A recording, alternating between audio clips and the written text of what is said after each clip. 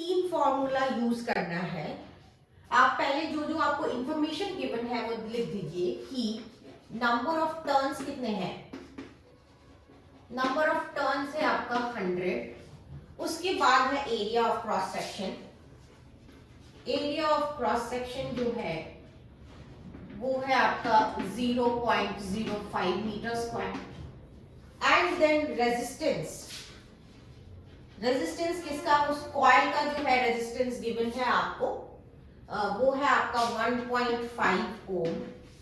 साथ में आपको जो है मैग्नेटिक फील्ड में जो नंबर ऑफ कॉइल्स जो है 100 टर्न्स का सपोज कर लो एक कॉइल है, और वो आपका उसके एक्सिस के पैरेलल जो मैग्नेटिक फील्ड है उसमें घुसा दिया जाता है उसको। तो मैग्नेटिक फील्ड भी आपका है 90 मिली टेस्ला। इसे आप चाहें तो 90 इंटू 10⁻³ लिख सकते हैं। अगर पॉइंट में लिखना चाहते हैं तो एक जीरो चला जाएगा। 0.09 टेस्ला जो है वो आपका मैग्नेटिक फील्ड हो जाता है। एक्सिस पैरेलल है, पैरेलल का मतलब होता है थीटा इज इक्वल टू 0।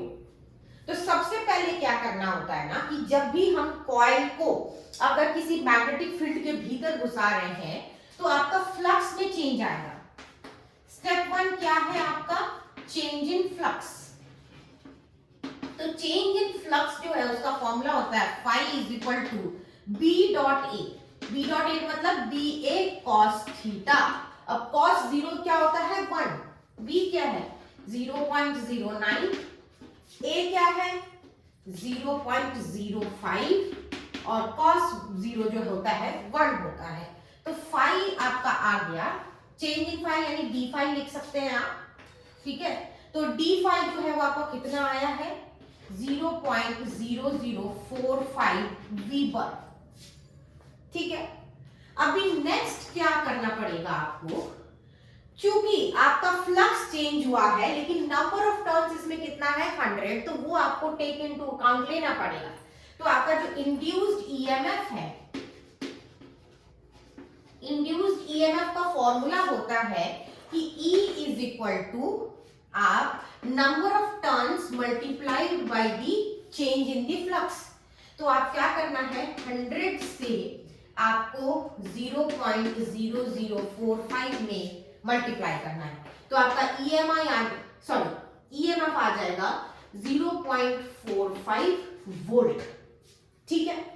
यहां तक क्वेश्चन जो है वो आपका डायरेक्ट आपके फॉर्मूला से हो रहा था। जो नेक्स्ट वाला फॉर्मूला है वो अगर आपको याद करने में दिक्कत हो रही है, क्योंकि अभी हमने इंड्यूस्ड ईएमएफ निकाला, ठीक है, लिखा है कि चार्ज इंड्यूस कितना होगा। तो सबसे पहले सिंपल तरीके से हम आते हैं, करंट इज इक्वल टू क्या होता है, करंट इज इक्वल टू होता है ईएमएफ मतलब वोल्टेज बाय रेजिस्टेंस। तो वहां वोल्टेज की जगह पे हमने इंड्यूस्ड ईएमएफ लिखा है। अब करंट को एक्चुअली लिखते क्या है dq बाय dt, ठीक है। और अभी हमने देखा कि आपका ये जो ईएमएफ है वो क्या होता है, वो होता है d phi बाय dt, ठीक है। चेंज इन द फ्लक्स जो है वो ईएमएफ होता है, और नीचे आपका जो है ये r हो गया, यानी अगर ये dt कैंसिल करें तो आपका ये क्या बन रहा है dq is equal to d phi by r। अब इस केस में क्या हो रहा है, इस केस में आपका जो n है वो भी आपका रहेगा।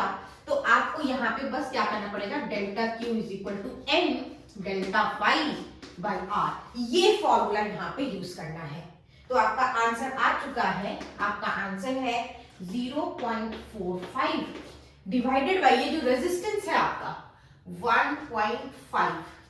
अब ये अगर पॉइंट हटाते हैं तो यहाँ पे एक जीरो आ जाता है, यानी ये 3 और 10, यानी आपका जो डेल्टा Q है यानी इंड्यूस्ड चार्ज जो है वो कितना है 0.3 कूलम, यानी ऑप्शन बी जो है ना वो आपका करेक्ट आंसर होगा, ठीक है।